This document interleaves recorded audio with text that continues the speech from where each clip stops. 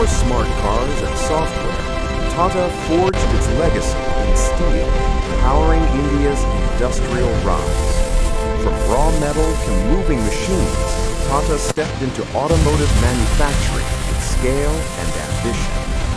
As design matured, Tata began blending engineering with creativity and global thinking. But the real transformation began when software entered the heart of the car. Screens Hello, replaced how can I dials, help? and cars became digital Playing music. companions on every Navigation to journey. downtown. Now, Tata cars don't just drive, they connect, update, and evolve. Artificial intelligence watches, learns, and reacts, making driving smarter and safer. Advanced systems assist the driver, predicting danger before it happens.